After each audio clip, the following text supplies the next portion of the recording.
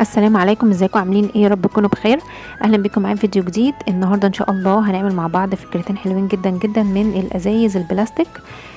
حضري كده كام ازايز ميه، ازايز حاجه ساقعه زي كده، وهنعمل منهم افكار حلوه جدا لرمضان. يا رب الفيديو يعجبكم. ما تنسيش طبعا حطي لايك على الفيديو واشتركي كمان لو كنت جديده معانا. تعالي بينا كده نبتدي بسم الله ونشوف اول فكره معانا. دلوقتي في اول فكره جبت ازازه ميه بالشكل ده. طبعا شلت الورقه اللي عليها كده وهنضفها كويس. بعد كده هكون محتاجه من الازازه الجزء اللي في النص ده بس، فهبتدي ان انا اقصه واقطعه بالقطر او بالمقص. ده طبعا شكله كده بعد ما انا قصيته. هو ده الجزء اللي انا محتاجاه. دلوقتي بقى هجهز معايا بقيه الحاجات التانية. معايا كده قطعه من ورق الفوم، طبعا تكون يعني على قد مساحه قطعه الازازه اللي معانا بالظبط. طبعا كل ازازه تختلف عن التانية، عشان كده انا ما اديتلكوش مقاسات. بعد ما جبنا قطعه الفوم كده هنبتدي بقى ان احنا نعلم عليها ونحدد عليها بالقلم وبالمسطره. باجي بالشكل ده واقيس العرض بتاع قطعة الفوم اللي معايا، وهاجي كده من كل طرف وهعلم 1 سنتي وهعمل نقطة بالشكل ده. ومن الناحية التانية كمان 1 سنتي وهندوس هنعمل كده نقطة. بعد كده هبتدي ان انا اوصل النقطتين ببعض، وكمان من الناحية التانية هعمل نفس الكلام. بعد كده احط المسطرة بتاعتي بالشكل ده على الخط اللي احنا عملناه، وهبتدي ان انا كل 3 سنتي اعمل نقطة وبعديها سنتي، وبعدين اعد 3 سنتي واحط نقطة وبعد كده سنتي، 3 سنتي واحط نقطة وبعد كده سنتي، لحد ما نخلص قطعة الفوم اللي معانا ايا ما يكن بقى، يعني المساحة بتاعتها او عرضها كام. 3 سنتي وبعد كده نقطة، وهنعمل نقطة تانية بعد سنتي. وبعد كده هبتدي ان انا اوصل النقط دي كده، هعمل بيها خطوط لحد الاخر. بعد كده معايا غطاء ازازه، هاجي بقى عند كل المربعات اللي انا عملتها دي او المستطيلات دي، هعمل لها نص دايره باستخدام الغطاء بتاع الازازه بالشكل ده كده. وبعدين هبتدي بقى ان انا افرغ المستطيلات اللي انا رسمتها على قطعه الفوم بالمقص او بالقطر اللي يريحك. ده كده شكلها طبعا بعد ما فرغتها. معايا دلوقتي كده شريط لاصق اللي هو الدبل فيس. ده طبعا بيتجاب من عند المكتبات، فابتديت ان انا احط على الاطراف كده، وهبتدي دلوقتي ان انا الزقه على الازازه اللي معايا. علشان الفوم اللي معايا مش لاصق، فعشان كده استخدمت لزق دبل فيس. ممكن تستخدمي برضو مسدس الشمع بس ما تسخنهوش قوي. ودلوقتي معايا قطعتين كده من الكرتون، المساحه بتاعتهم الدوران بتاعهم يعني اكبر شويه من الازازه بحوالي 2 سنتي. بعد كده هبتدي ان انا الزقهم في بعض كده علشان يبقوا بس تقال معايا، او تبقى يعني قطعه الكرتون قويه معايا شويه. وجبت معايا شمعة الالكترونية دي، علمت عليها وخدت المقاس وابتديت ان انا افتح فتحة بعد طبعا ما لزقت القطعتين الكرتون في بعض، وتأكدت ان هي تدخل وتخرج بسهولة. بعد كده هبتدي ان انا اغلف الكرتون اللي معايا ده. دلوقتي طبعا تقدري تستخدمي الفوم اللاصق زي ما انت عايزة. لو الفوم اللي معاكي مش بيلزق هنستخدم مسدس الشمع.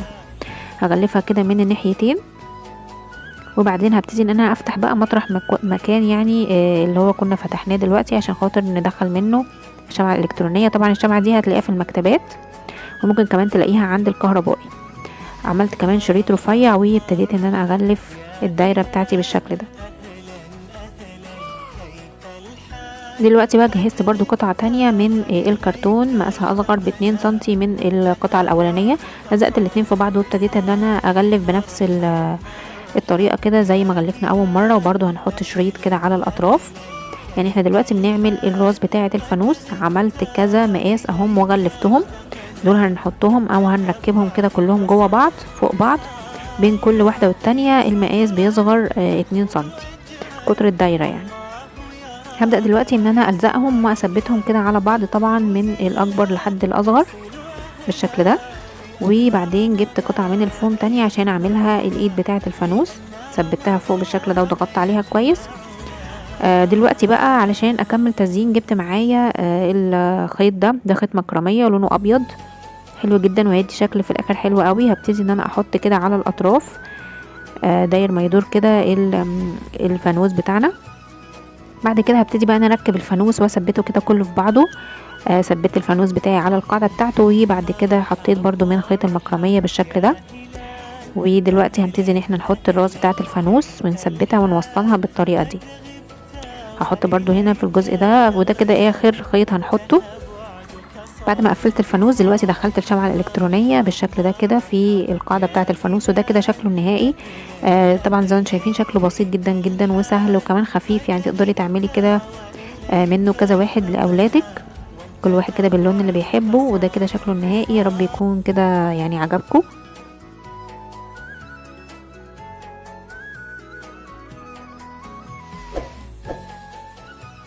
لو وصلتي معايا بقى لحد هنا ما تنسيش تحطي لايك على الفيديو لو عجبتك الفكرة. ومعانا كمان فكرة تانية من الازايز برضو البلاستيك، هستخدم فيها 3 ازايز المرة دي.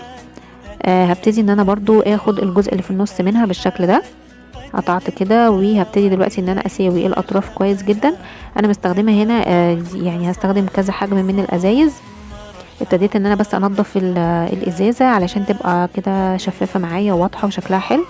ودلوقتي هبتدي ان انا اتنيها بالطريقة دي زي ما شفتوا معايا علشان تبقى معايا مربعة، يعني كانت مدورة هنحولها كده لمربعة، وبضغط عليها كويس علشان الشكل يثبت معايا. دلوقتي معايا للتزيين الشريط ده لونه ذهبي، يعني ده بيلزق في من ورا كده، هو عامل زي الاستيكر يعني. هبتدي ان انا اخد الطول بتاع قطعة الازازة اللي معايا وهقص منها على قدها. تمام، دلوقتي طبعا مجهزة معايا كده كام واحدة قصتهم. هبتدي دلوقتي ان انا الزق بالشكل اللي انتوا شايفينه ده على كل الجناب او كل الزوايا من الازازة. هحط 2 في كل جنب، هحط 2 كده، هنكون محتاجين 8 قطع.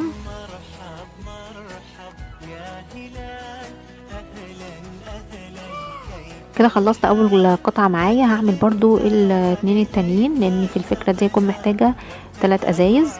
هلزق برضو كده، وبعدين طبعا هبتدي ان انا اعمل لها قاعدة لان هي طبعا مفتوحة من تحت، فجبت قطع من الكرتون خدت مقاس الازازة. انا عملتهم اطوالهم مختلفة، يعني واحدة اقصر من واحدة اقصر من واحدة بحيث يكونوا ال3 متدرجين.